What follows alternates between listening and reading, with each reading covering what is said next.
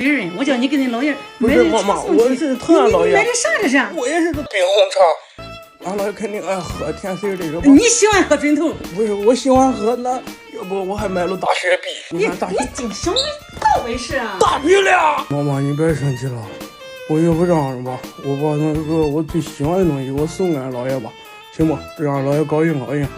我把小黑送给俺姥爷。你别瞎胡闹了，服务员。俺姥爷肯定喜欢。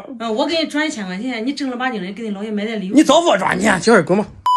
买回来了，我买了个一次性杯子，喝饮料没杯子。来，看我们现在去。啥意思啊？我谢谢。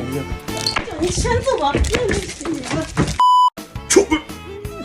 你服务员，你又去买了个？没有妈，没有，我没乱买，这个是我搁抖音商城黑五扫我地买的，价格亲民，硬件创新，适合全年龄。我还能跟俺姥一块买。